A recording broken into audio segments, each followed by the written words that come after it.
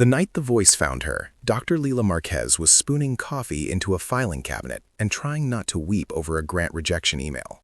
She was mid-scrawl, cataloging a brittle specimen salvaged from an arroyo outside El Paso, the tissue still shimmering with a mineral that shouldn't have been there, when the lights in lab softened and a sound like warm rainfall slid through the instruments and into her skull. It was not radio, not a tone. It felt like someone had taped a hand over her mouth and whispered a question so intimate it made her knees remember the drought. "Do you believe us?" it asked. The voice smelled faintly of ozone and wet stone. It called itself Kyle. Wait, before the next revelation unfolds. If this story has already captured your heart, let us know where you're following from. To ensure you don't miss unexpected twists, emotional reconciliations, or new beginnings, subscribe and stay connected. Now, back to the story. Leila's first reflex was professional. Check the spectrum, run diagnostics, blame the espresso machine. The spectrometers returned nothing but white noise. The camera in the corner showed only the slow, boxed flutter of fluorescent light. Her second reflex was older, less trained, a child's instinct to answer the lonely voice. "Who is this?" She kept her voice steady because her hands were shaking. The voice replied with a sentence that felt like a promise and a warning. "I have watched the rivers turn to dust, Dr. Marquez. I have watched your species choose iron over ink, cages over crucibles. 2026 will be the year your choice folds into ours." She thought, absurdly, that she might be hallucinating from fatigue. She thought this until the specimen on her bench, thin, layered like a shell but metallic and impossibly warm, hummed and sealed a jagged cut on her finger with a film that smelled like citrus and rain. She had bandaged worse in field clinics and border towns. Nothing had stitched itself without a needle. Her throat closed on the old ache she'd carried since childhood, the memory of a riverbed she had once followed with a brother who had vanished in a storm, the neighbor's cough that never left, the way grants and tenured committees had learned to ignore her because she trafficked in exceptions. Kyle's voice arrived like a ledger being rewritten. By dawn, she was sitting in the narrow kitchen of the house she had rented near the university, the alien metal wrapped in a towel on the counter. She called her mother and lied about being well. She opened the specimen case and watched, numbly, as the metal pulsed and then stilled, almost shy. It fit her palm like a promise. It also fit into a box of her life, a career made by asking why the world didn't behave as textbooks promised, a childhood spent watching human choices calcify into desert, a stubborn hope that if proof of life beyond Earth existed, it would not only answer the lonely question but teach her species how to mend. "You're tired," Kale said later that week, when the voice found her again through the lab's sensors as she monitored a culture in the incubator. "You keep yourself awake to prove what you already know, that miracles are not accidents." The voice wasn't cruel. It was patient in a way that made exhaustion feel like a willing confession.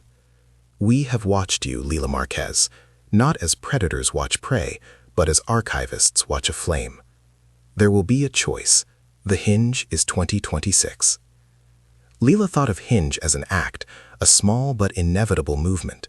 She thought of all the ways governments loved hinges. They swung, they closed, they contained. "Why me?" she asked. "Why find me?" She had been the one who sent photographs, grainy, desperate, of a wet mineral on an arroyo. She had been the one whose colleagues laughed or sighed at grant panels and called her romantic. Her life felt like a ledger of almosts. Kale said simply, "Because you ask with your hands as well as your voice. You heal and you argue. Those two things are rarer than you think."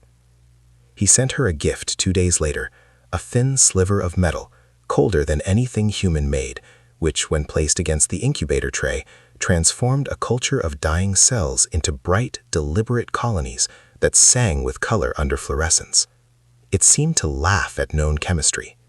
In return, Leila brought him photographs, the ragged little boxes of human ruin she had hoarded in her laptop. She sent images of a border town with a school whose roof had been peeled away by winds and taped back with sheets, of wetlands that were marshes in memory only, of an old woman in a clinic who kept the last of her children's teeth in a coffee tin. "You must see them," Leila said into the empty lab night, when the passing of days and transmissions turned into a ritual. "This is what we do. We break and we beg to be fixed." Kale listened with an attention that made her feel both vulnerable and recognized. "You make me remember," he said once, after a silence that pulsed like a second heartbeat. "We are a council of many worlds. We do not prefer to interfere. We are slow. We are old. But we watch because to watch is to be responsible. 2026, your governments will choose a strategy. They will either offer communion or build containment. Those who choose containment will repurpose what they can. Those who choose communion will try to learn what is necessary to survive. Repurpose? The word sat heavy between them. Kale's replies were rarely long. When they were, they unfolded as images more than words. Dossiers of people harvested as test subjects, technologies seized and reversed, children born with foreign grafting because a nation had feared the other option. Leela thought of history, the quickness of state apparatuses to cannibalize hope into weaponry. She tried to imagine what human agencies might do with a sliver of intelligent metal that could heal. She saw laboratories converted into prisons, aid packages became recruitment forms. It took nearly a week for Kyle to propose a practical offer. We can open a transit. Not a mass evacuation, not yet. The capacity we lend is limited and curated. We will take those who are essential to a future built with us, who choose to learn instead of to hide. We cannot save all. We will not be your gods. We will be mirrors. He drew a bright, difficult line. Leela felt it like a burn. The thought of departure, of stepping through a portal and leaving a ruined river, a mother, the town that had taught her to find life in scraped stones, was almost a literal grief. But the idea of staying and watching governments repurpose people's bodies as data harvesters was its own kind of horror. Who decides who goes? She asked, voice small. The coalition has criteria, Kyle said.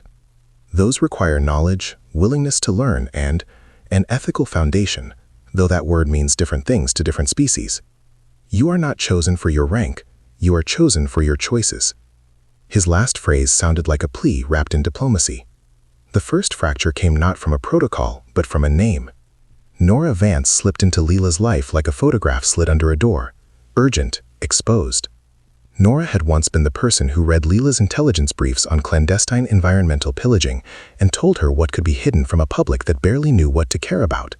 They had loved in the blurred space between fieldwork and late-night strategy briefings, had argued about ethics until dawn, and had separated when their ideologies diverged. Nora could always see the machinery of power. Leela always hoped to reset it. Nora looked at the alien metal in Leela's palm with the same mixture of hunger and suspicion she had reserved for state secrets.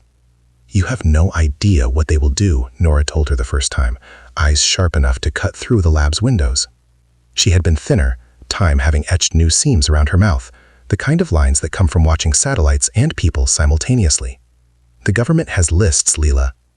Evacuations are not an act of mercy, they are a calculus. People who are inconvenient, chronically poor, those with health records, people who resist, will be left behind to become experiments or footnotes. You came here to tell me to stop? Leela asked, and heard the old echo of their falling apart in her own voice. Nora's mouth twisted. I'm telling you to be honest.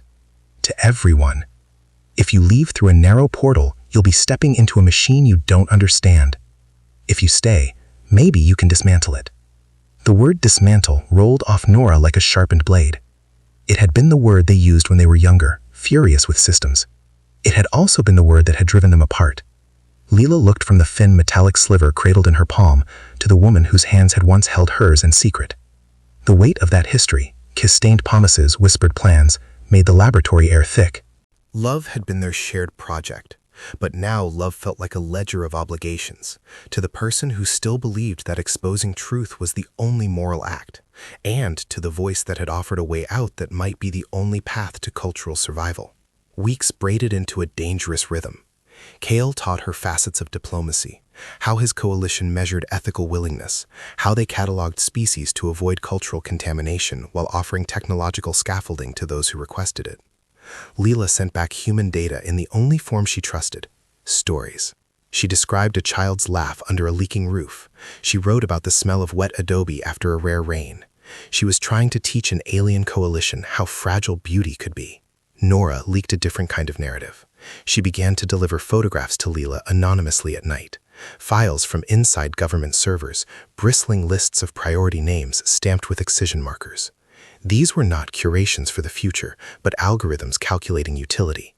Engineers prioritized, the chronically ill deprioritized, activists flagged. People Leela recognized from small towns, people whose faces she traced with her fingertip in the margins of grant applications, were marked with neat, bureaucratic coldness. When Leela confronted Kale with the lists, her hands shaking, the images a smear of human faces on her screen, the reply was a slow thing. "We do not choose by your algorithms," he said. "We have limited capacity. We must be pragmatic. We choose those who can help us build something that endures. We will not be the architects of every life." There was sorrow behind his words, a weight of coalition governance that made her chest hurt as though someone had plucked at the hollow inside it. Nora's eyes told a different story. "That's the answer of someone who has the luxury to be pragmatic," she said. "You're talking about triage as if there is no moral law that requires saving the many over the few. We cannot let them pick who matters. We can't accept salvation that depends on our silence." The dilemma settled on Leela like desert dust.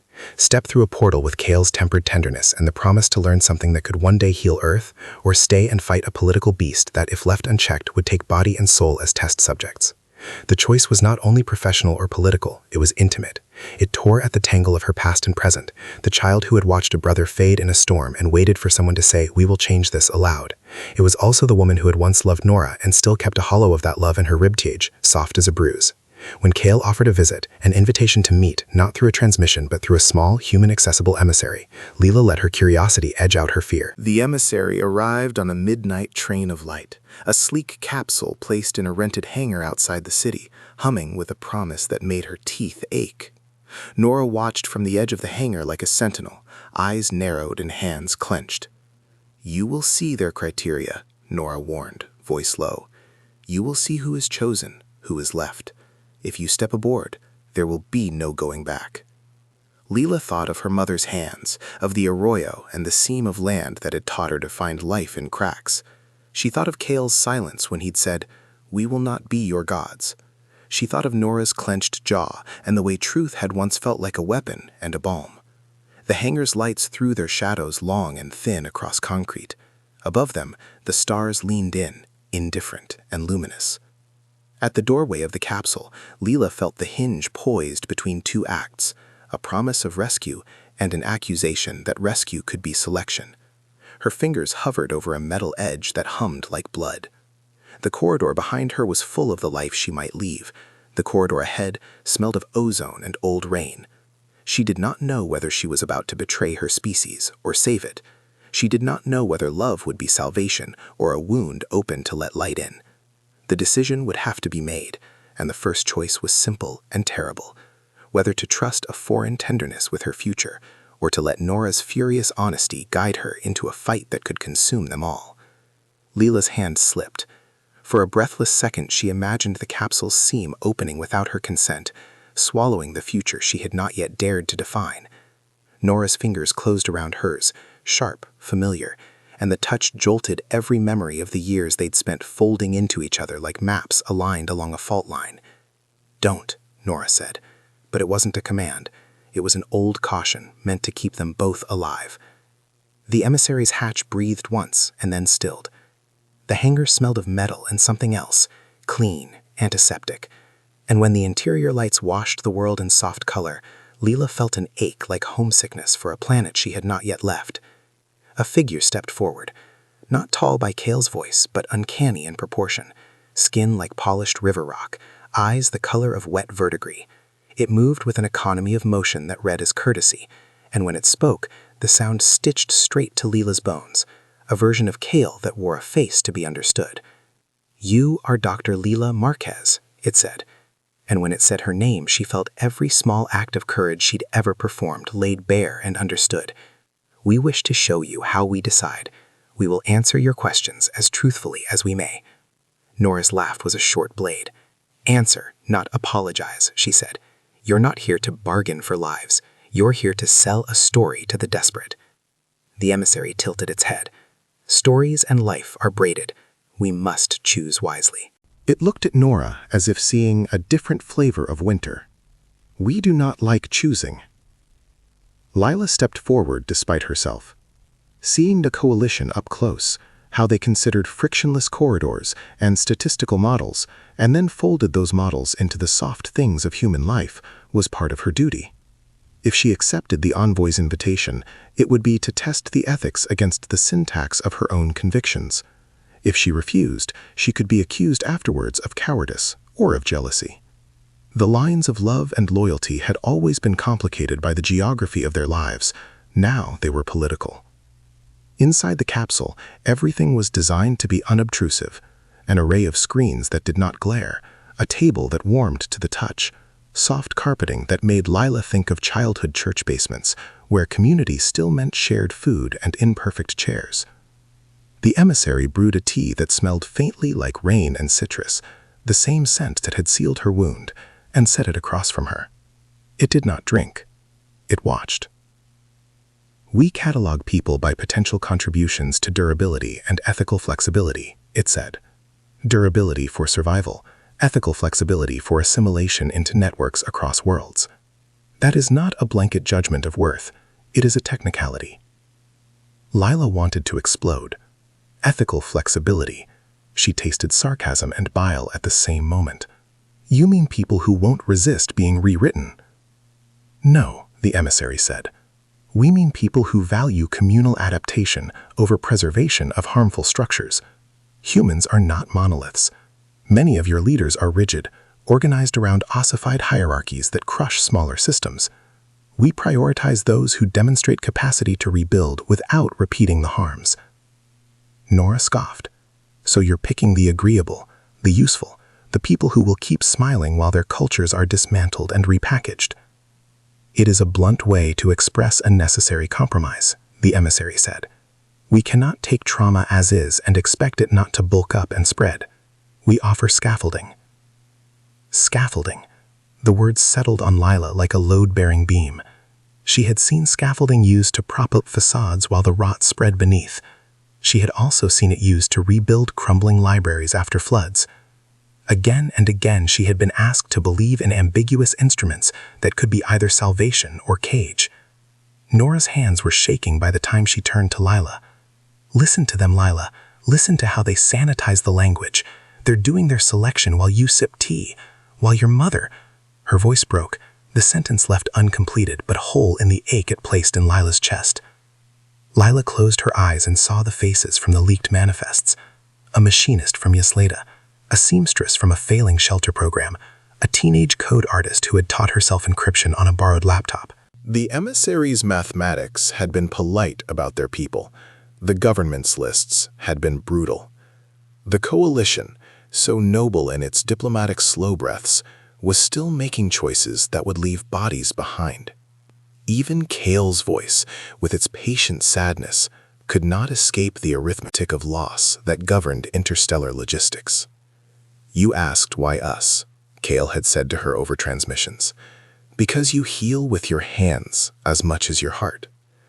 The emissary reached across the table and placed a small shard of the coalition metal between them. "We see a way for healers to teach without becoming religious icons. You could help create protocols that prevent repurposing." It was a tempting offer, dressed in armor of responsibility. Leela imagined herself in a lab where alien chemistry taught human surgeons to close wounds without infection, where communities learned to manage water with techniques borrowed from worlds that had survived deserts longer than Earth's. She also imagined the coercive potential of knowledge, how a scalpel that could restructure flesh could be turned into a tool for modifying minds, how the same metal that sealed wounds could be used to graft sensors into newborns. The emissary's quiet promise swallowed up the rest of the hangar. Nora's next move was not rhetorical. She had been building toward a reveal the way a saboteur builds to a single well-placed strike. The leaked manifests were only the beginning. Nora wanted to go public. She had contacts inside a small but unruly outlet, the kind of outlet that did not take funding from any cabal and therefore could not be easily muzzled. If she released the lists with the coalition's selection criteria attached, it would force the public to see the calculus. It might wrench a moral reckoning from a distracted citizenry. It might also provoke governments into closing borders earlier, burning transit routes before any ship could leave. "You can't know," the emissary warned. "Public revelation in this climate will produce panic. Panic produces violence. Violence produces containment." "But your silence produced lists," Nora shot back. "You came offering to choose. You are part of the cycle that will produce these outcomes.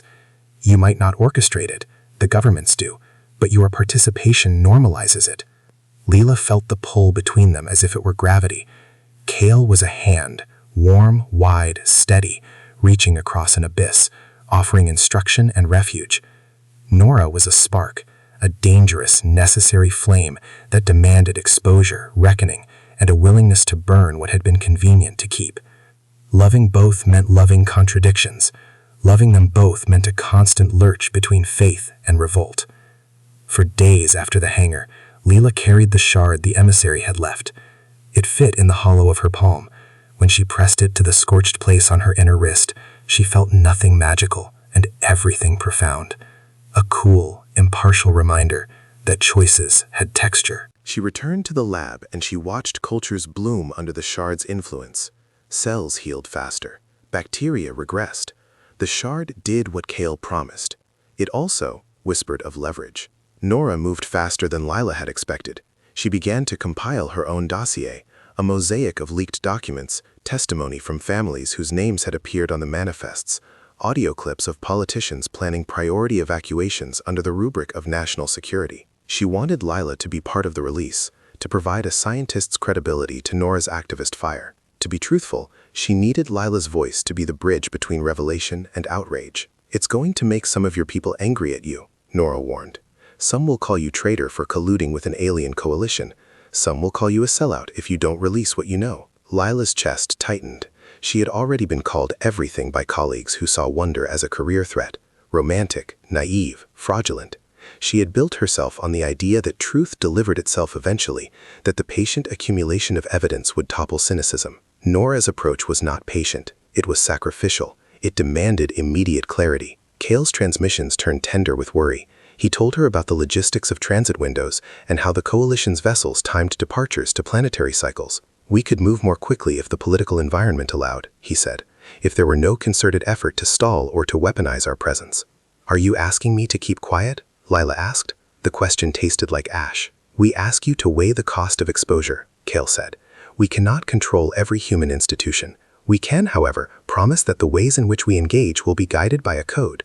If you help us shape that code, if you shape the narrative as well as the technology, you may make the calculus better for those we can save." The answer did not land as a plea or a bargain. It arrived as a proposal, a new form of power, the chance to shape policy from within the collaboration at the cost of postponing public disclosure. It echoed a scenario Lila had seen before in smaller scales, committees that were quietly reformed by those who had been inside them, policies changed by people with access. But she couldn't ignore the families in Nora's dossiers, the unprioritized faces that stared up at her from the manifests like a silent jury. Nora had another argument. Even if you create the best protocols, you will still be participating in a process that decides who lives and who doesn't. You can make that process just, you cannot make it universal. Not when governments are already carving lists with knife-handed certainty. When they decide to contain, they do not care about your ethics. They care about stability. At the center of all this, Lila kept returning to the image of a hinge, a simple mechanism, working by necessity to create motion. Hinge could open salvation or shut a door. She was being asked to oil it, to be the hand that turned it. She could not escape the knowledge that any move she made would ripple outward in ways she could not predict. A choice to leave would save some. A choice to stay would make her a target, and possibly a hero, depending on what the world did with the truth. Underneath all of it was a softer, more private strain, the ache for simple human touch. Cale's voice had become a presence that soothed the edges of her loneliness. Nora's hands had been the ones that had warmed her when the lab nights got cold. Both presences offered refuge from the desert of denial that had defined most of Leela's adult life. Both asked for a different kind of fidelity. She found herself lying awake thinking not of manifestos or manifests, but of the last time she and Nora had slept in the same bed, how their breath had synchronized like two instruments tuning, and of the way Cale had described watching small worlds from great distances, feeling a kinship that was not familial, but chosen. Love, it seems, was as destabilizing as revelation.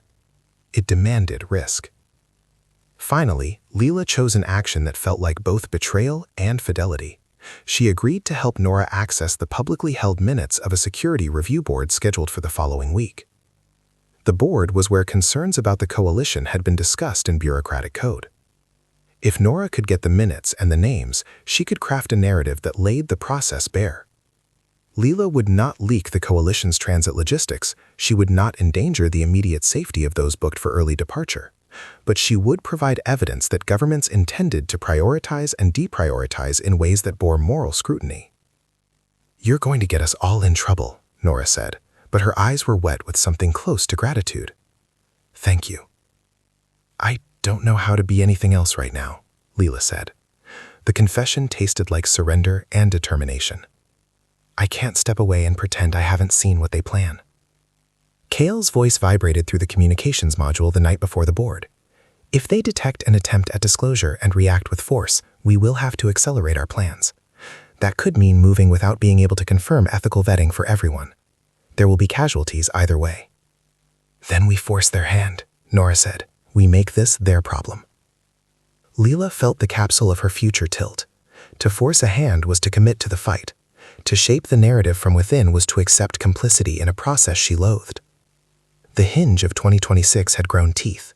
It was no longer a metaphor. The coming days would be a series of small admissions, betrayals measured in keystrokes and bedside conversations, and then perhaps a single large one. In the thin hours before the board convened, Leela walked the Arroyo in her mind, the dry riverbed, where she'd learned to look for water. She walked it as if the world might still be mended by compassion and careful architecture, as if a coalition could be taught to choose differently, as if governments could be forced into conscience by the light of public scrutiny. She realized with a startling clarity that she was no longer a scientist chasing truth in sterile journals. She was a bridge, and bridges were built by people who were willing to stand in the chasm until a weight-bearing line was secure. She'd always favored small miracles, a cultured cell learning to resist infection, a child's cough eased by clean water. Now the miracle would have to be larger and uglier, the public learning to see the calculus and to rage, the coalition learning to be less imperial with its selections, governments learning the cost of secrecy. Above all, she realized she would have to decide what kind of lover she wanted to become, someone who could be saved by an alien's care, or someone who could help save a world from itself. She did not yet know if those things could coexist, but she had picked a path that would test both the tenderness of Kale's promises and the sharp clarity of Nora's truths. When the board convened, Leela would be there. When Nora released the files, she would be there. Whether she would step through a portal and how many would step with her would be determined in part by the choices she'd already made. The hinge waited, humming with inevitability. Leela folded her hands over the shard that hummed like a heart and let the sound steady her. Outside the hangar, a siren began to wail faintly, as if the city itself were inhaling and preparing to exhale. The siren braided with Leela's pulse, a distant animal call that made everything feel immediate and small at once. Inside her ribs, the shard throbbed like a pulse she couldn't ignore. She had promised Nora a seat at the table when the minutes were made public. She had promised Kale that she would try to temper the coalition's choices from within. Both promises had the weight of oaths. Both demanded a violation she had not yet named. When the Security Review Board's recording finally leaked, Nora's handiwork wrapped in enough obfuscation to dodge casual tracing, the world read it as a contract being signed in the dark. The minutes were clinical, stripped of rhetoric. Tiered evacuation protocol recommended. Prioritized technical personnel, legal clearance holders, logistical operators. Deprioritize chronic care, homeless populations, activists on watch lists, high conflict zones. There were footnotes appended with euphemisms, manageable attrition, population stabilization, resource optimization, that made Leela's stomach hollow. The internet ignited. Some called for immediate congressional review. Others accused the leak's authors of inciting panic. The government issued a terse statement about ongoing deliberations and national security imperatives. Underneath official calm, there were meetings that smelled of old money and new fear, and a sweeping of lists that grew more efficient with each passing hour. Kale's voice fractured in a way Leela had never heard before. He was not a demon. He was a tired diplomat suddenly made intimate with the ugliness of human haste. "Leela," he said without preamble, "the reaction has accelerated." "How?" Her hands shook so badly she nearly dropped her coffee. "How quickly?" The coalition's advisors recommend immediate segmentation of transit windows to avoid panic, Kale said. Some human factions are calling for immediate containment. We have yet to finalize selection metrics for the next departure. Your involvement in the leak may complicate consultations. Leela's reply was a small, bitter laugh. My involvement?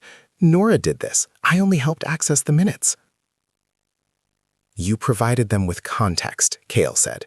Your credibility gave the leak momentum. That momentum forced the board's hand. They are moving faster now. The accusation hung between them like a chord struck and not yet resolved. Leela wanted to fling the shard against the wall, wanted to call Nora and demand both an apology and an explanation, wanted to ask Kale how he could blame her for making the truth visible. Instead, she heard Nora's voice on her line. It was a ricochet of adrenaline and steel. They closed the southern transit corridor, Nora said before Leela could speak. They're reallocating resources to fortified centers. Her words came in ragged bursts. They're saying the leak endangered national stability. They want to appoint a temporary emergency council to oversee all departures. They're going to tighten criteria. They're going to weaponize the lists. Stop, Leela said. We can't let them. We already did, Nora said. We forced their hand. But forcing hands brings consequences. They will do what they always do. They will make the calculus less public and more brutal. If there was a sound Leela had always feared, it was that, the soft whir when a machine tilted from one setting to another and could not be tilted back. She imagined corridors locked, identities dissolved into tags, the small people she knew erased into footnotes.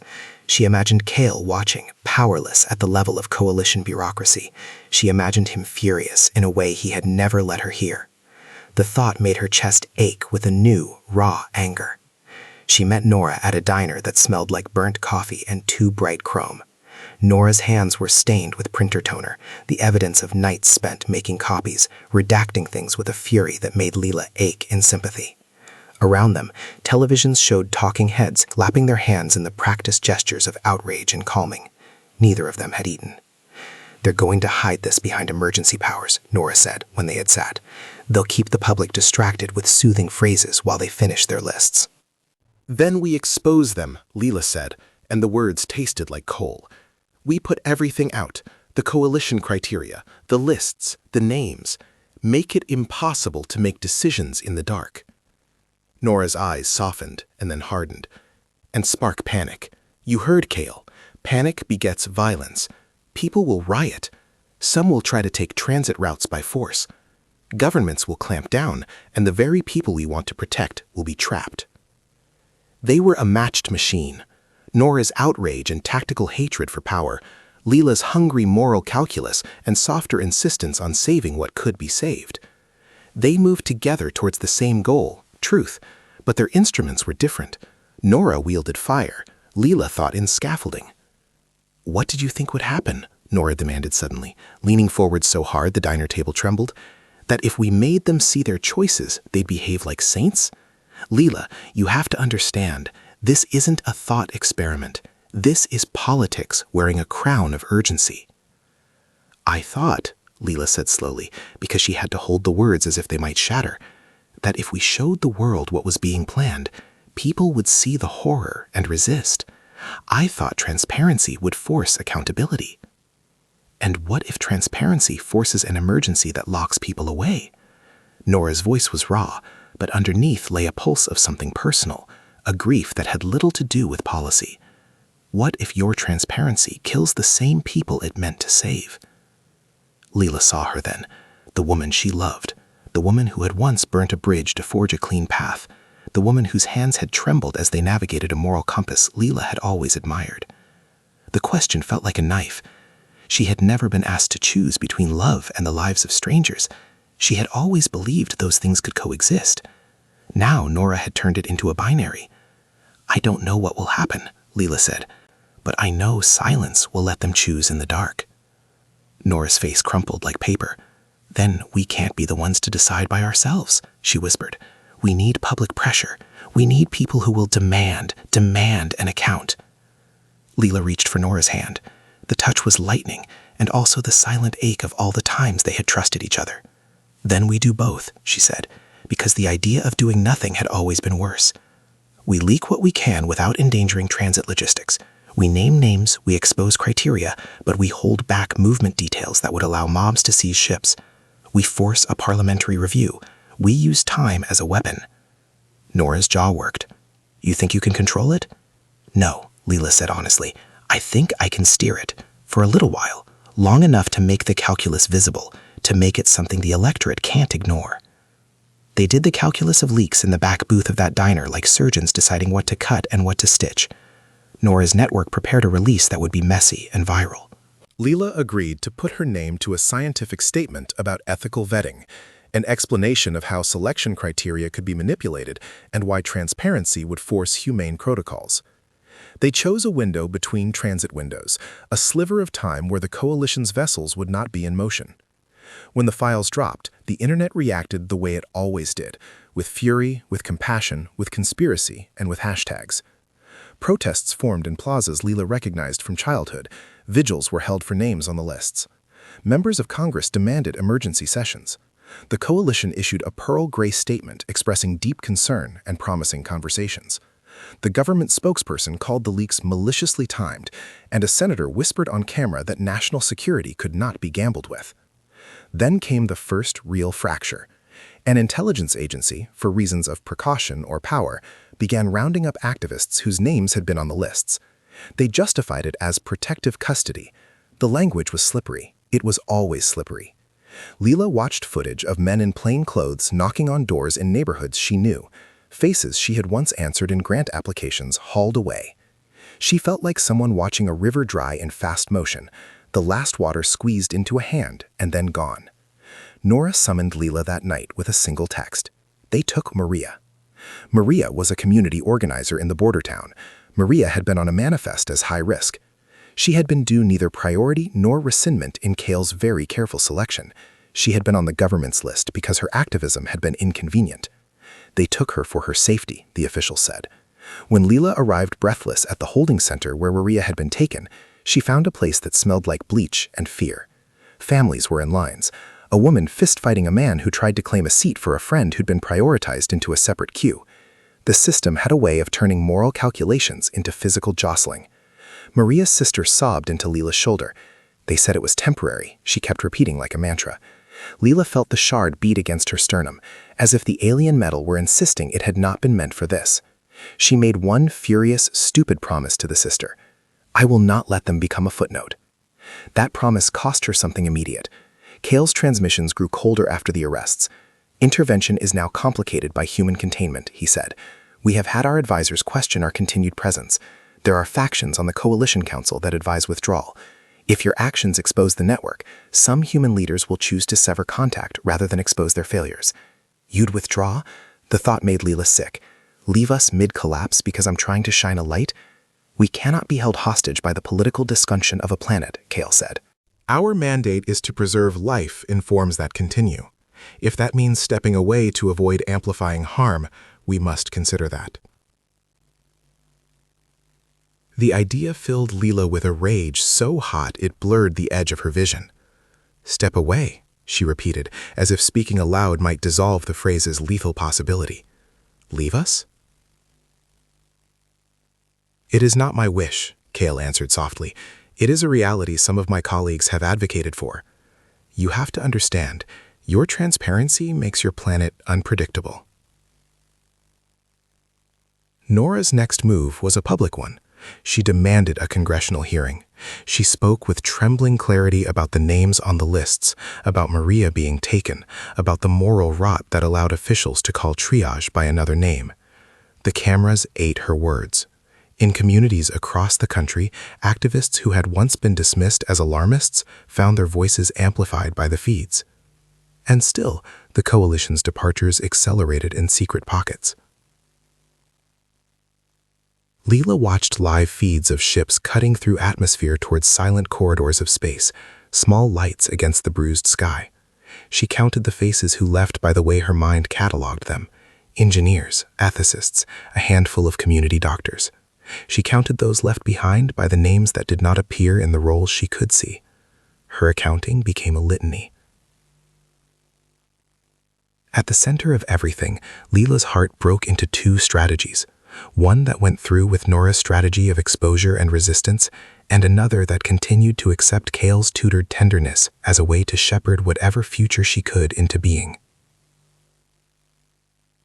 The two strategies were not binary in practice. They made her choices look like a person walking a tightrope with a candle in one hand and a letter in the other. The fracture came in the quietest possible way, an overnight decision by the coalition to freeze movement from Leela's city pending security reassessments. Leela woke to a message from Kale. "We have been instructed to limit departures from your region. Your actions have consequences. We regret this." "You knew the risks," Nora said when Leela told her. "You knew when you agreed to help." "I thought," Leela stopped, because there were no words that could bear the weight of both truth and the unbearable intimacy of error. "I thought we could make them choose otherwise." Nora's jaws clenched. "And so you helped, and people were taken while we argued about logistics." Leela wanted to say that she'd done what she thought was right, that she tried to be both whistleblower and interpreter, bridge and blade. But the words felt thin. Instead, she offered a different, smaller apology. "I am sorry I did not foresee this." Nora's face softened for a fragment. Then she looked away. Sorry doesn't uninvade communities. They stood in that space like two halves of the same coin turned against each other. The love between them, long, complex, threaded with shared history, could not survive without a shared moral grammar. And they no longer shared one. "Maybe we both chose wrong," Nora said finally, not looking at Leela. "Maybe love does not make us wise." Leela felt the fracture cut through the private, as if it were a public wound. She reached for Nora, for the warmth that had been a harbor through younger storms. Nora stepped back. The distance was a policy now, an emotional perimeter that neither diplomacy nor confession could cross. Leela realized with a hardness that felt like grief fossilizing. Some bonds could not be repaired in the hour of public emergency. Later that night, when the city buzzed with 100 half-formed plans, Leela wound her way back to the lab. She sat under the same hummed light that had first carried Kale into her skull, and held the shard until her fingers hurt. She realized she had been striving for a kind of moral motion that hinged on too many hands. She realized that being a bridge meant sometimes letting one side of the bridge burn so the other could stand. The fracture was not a single dramatic breaking. It was a series of small separations. A kiss that did not finish. A transmission that arrived cold and bureaucratic where warmth had been. A protester carted away. A ship lifting in the night, above that carried away some, and left others to the calculus of frightened men. The world did not split into good and evil. It slurred into complexity and compromise, and desperate choices. Kale's next communication was not a reproach. It was simple and almost unbearably human in its quiet. "We will not abandon you entirely," he said, "but we will follow our protocols." Nora left a message on Leela's machine. "You promised you'd choose with me. You chose differently. I can't trust that will be enough." Leela listened to the messages on repeat until the city outside the lab folded into a softer hum. She tucked the shard into a drawer and lay awake thinking of Maria's sister clinging to hope like a prayer. She thought of the worlds Kale had described, worlds that had learned to survive through collaboration and ruthless pragmatism, and of the families in her city who would be judged by algorithms and emergency boards. In the coming days, she would be forced to choose again and again, and each choice would leave a new scar. The coalition would accelerate departures in some pockets, governments would harden in others, and Nora would press like a blade where soft diplomacy might prefer a suture. The hinge of 2026 had bitten into the year like teeth. The fracture had made one fact brutally clear. Love and politics could not be disentangled. Loving Kale had taught Leela how to imagine alternative morrows. Loving Nora had taught her how to force the present to answer. Now, Those loves pressed against each other like tectonic plates, and between them lay the precious, fragile mass of the world they both wanted to save. Outside, the city slept uneasy. Inside, Leela sat with the shard in her hand and listened to the hum that had once been a promise and was now a verdict. She had no map but an urgency to keep trying. The hinge had bitten. The world was starting to turn. The hangar smelled of ozone and long human regret when Leela ran back that night, shoes slapping concrete, breath fogging the cold. Nora was there already, leaning against the emissary capsule with eyes like a late storm, hard but not without rain.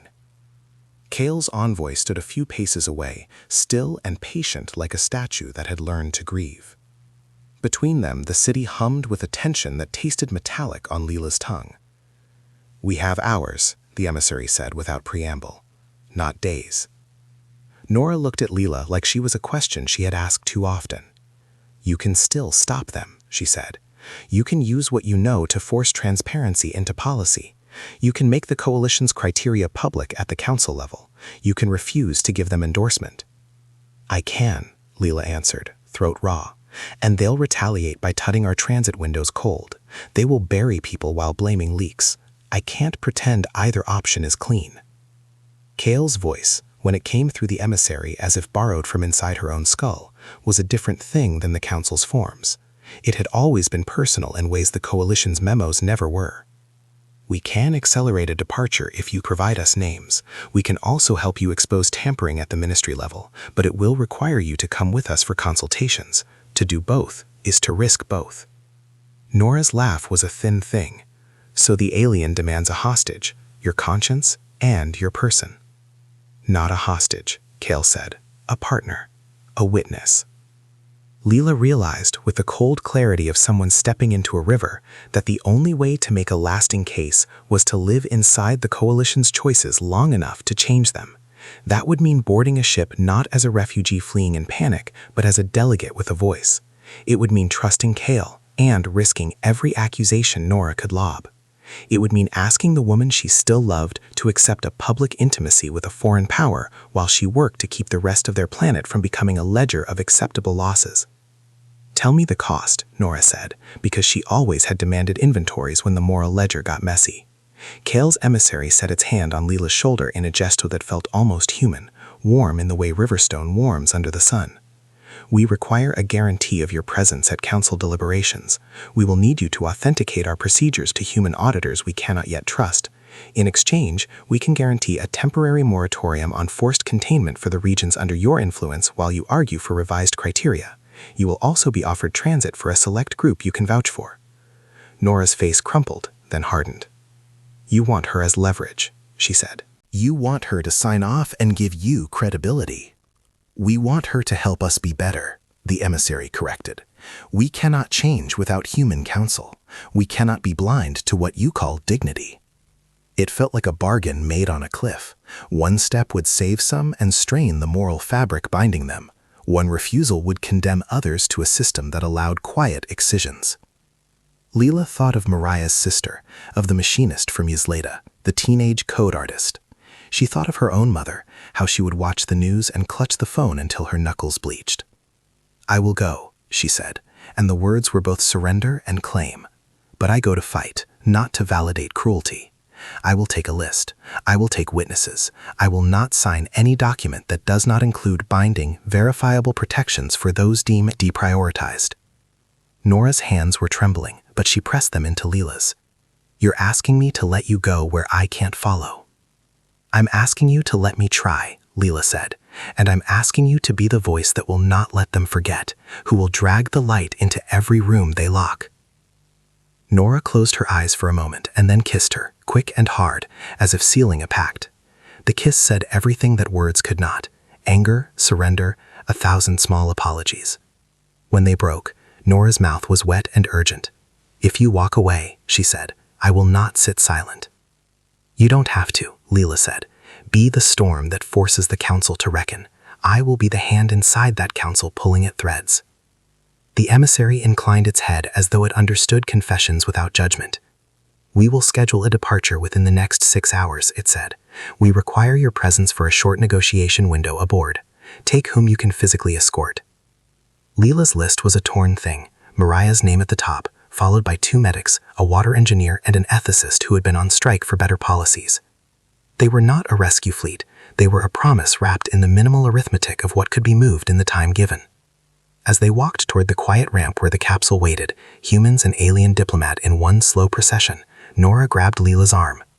"Promise me you'll come back if you can," she said, voice breaking. "I promise I will return if I can," Leela answered.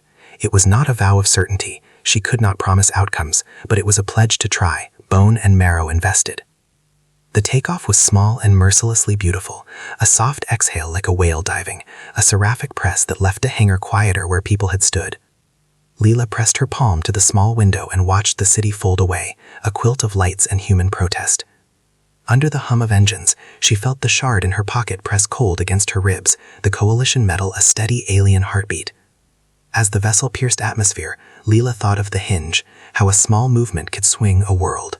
She pressed her forehead to the glass until the cold met her skin and let the tears she had been keeping for the planet and for Nora fall. The ache in her chest split into 2 currents, one that flowed toward the future she would help design in council rooms and foreign corridors, and another that tethered her to the woman who had taught her how to throw a match in the dark. At the very last second before the emissary's door sealed, a figure ran up the ramp. Kale, now in a borrowed human silhouette, eyes flaring like a confession. He didn't look like a savior or a conqueror. He looked like someone who had chosen to be vulnerable. "Leela," he said softly, "if you go to change the rules, know this. I will stand with you in any council that will allow me. I will testify to your people's worth. But if the council turns pragmatism into cruelty, I will resign my seat. I will become the leak." The words were a surrender of power and a sacrament. Leela looked between him and Nora, between the future she might help build and the present she could not abandon. She stepped into the vessel knowing the choice would fracture her in ways that would not heal in months or even years. But she also stepped forward because some sacrifices were not endings, but openings. The hatch closed, the lights dimmed, and as the ship threaded toward a waiting coalition that would listen and balk with equal measure, Leela pressed her forehead once more against the glass and whispered into the static, a promise made not only to 2 lovers, but to the messy, stubborn planet below. "I will be your witness," she said. "I will be their conscience." Outside, the world continued to spin, hinge turning slowly toward whatever consequence would come. Inside, in the hum of alien engines and human ache, a different kind of movement had begun. A woman stepping into the teeth of power to force its hand, another waiting to make noise so the hand would not move in silence. It was a fragile, dangerous kind of redemption, and it was, for now, enough. They convened the council in a chamber grown from light and patience, where every voice had the gravity of a climate, and every silence the weight of treaties. Leela sat between translated speeches and human,